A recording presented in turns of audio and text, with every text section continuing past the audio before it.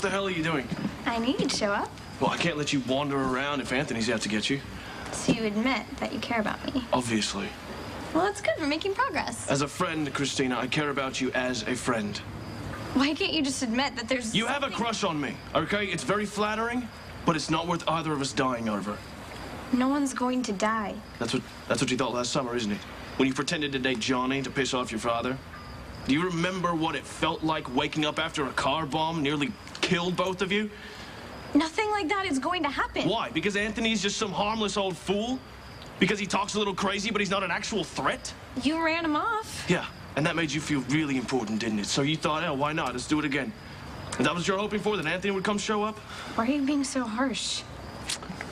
Because you are acting like a naive, selfish teenager. Too caught up in your own drama to realize that actual lives are at stake. Jackson. Do you understand the concept of a hypothetical? Your mom uses them in court.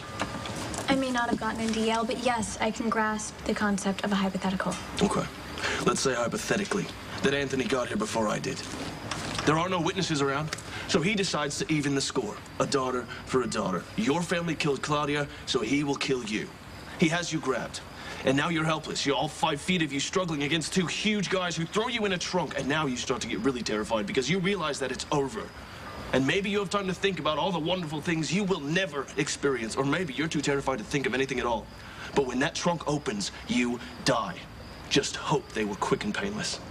Okay, I get it. It was stupid. So now you're dead. Okay? If there is an afterlife, then you're in it, smiling down. Great. If not, then it's over. Nothing. Emptiness for you. But now think about Molly. Think about your brothers grieving for you. Think about Alexis blaming herself for not keeping you locked up at night. Think about Sonny. He will find out who killed you. Hell, Anthony will probably send him a picture of your cold, desecrated corpse. All because you wanted a little attention from me. I don't want anyone to die. I just want us to be honest about how we feel. I feel that you were too young for me. And you prove that every time you pull a stunt like this, every time you ignore the realities of your life. Well, why don't you tell me the realities of my life since I'm so young and clueless? Sonny is a ruthless, powerful, unstable, violent man, and his enemies are equally violent and unstable. And they will target him through you. So you don't live in the same world as your friends. In your world, you can very easily die. I refuse to live my life in fear. You know, maybe a little fear would be healthy for you. It would be a hell of a lot healthier for me. Or do you truly not comprehend the impossible situation that you have put me in? Look at the 3 ways that this romance you are trying to concoct in your head does not work. Let's just forget that I ever texted you. Okay, you know what? You started this. We are finishing it. Point number 1. Sonny's opposition. Let me stop you right there. I love my father, but he does not control my life. I get that there's danger. I've known that my whole life, but I don't care. I'm going to live the way I want. I'm going to have the friends that I like. I'm not going to be my father's prisoner, and I'm not going to waste my time trying to make him happy because it just can't be done. Have you ever tried? Even once? He has this image in his head of the dutiful daughter. Perfect grades, does whatever she's told, even dresses the way that she's told. And maybe at some point I'd be allowed to go to college and get a job, but it'd have to be a job that my dad approved of. And if I ever got married, it would be to some guy that my dad picked out. Someone who's squeaky clean and respectable. How's that for irony? So what, I'm supposed to be the antithesis to all that? Is that it? You're you. Someone who I respect, someone who understands me. Someone who I thought liked me. I do like you, Kristina. Just not the way you want me to. Because my dad doesn't approve. No, because your dad would kill me. And he'd be discreet about it. Okay? He wouldn't want trouble with all the remaining Spencers. He wouldn't want trouble with you. So I would just disappear one day.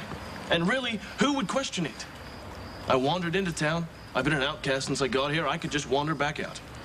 If you felt that way, then why did you defend me on the plane back from the Dominican? Because I was upset. And I was really hungover. I don't think you're afraid of my father. I think he's a convenient excuse. Oh, and then there's Anthony. Okay? I just pissed off a very powerful man in your defense. Now, I don't regret it. Okay? I would do it again.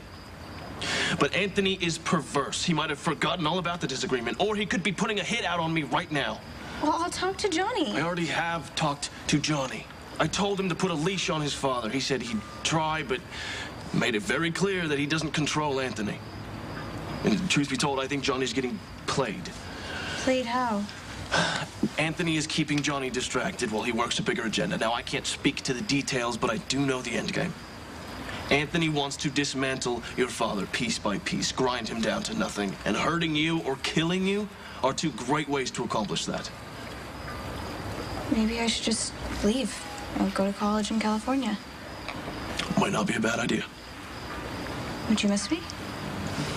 That brings me to point number 3.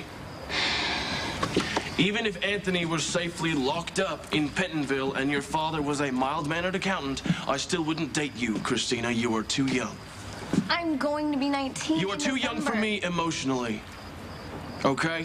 Yes, you have lived through some very tragic things, but you've also been very sheltered. Now, I have been essentially alone, kicking around by myself since I was 15.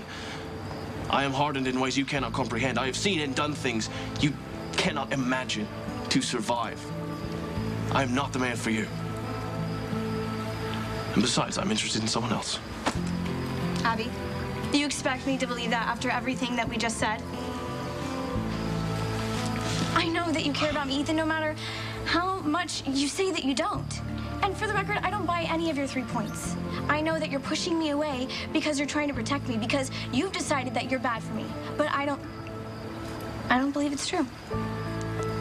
I need a woman, Kristina, not a petulant little girl. You pride yourself on being a big liar, but you suck at lying to me.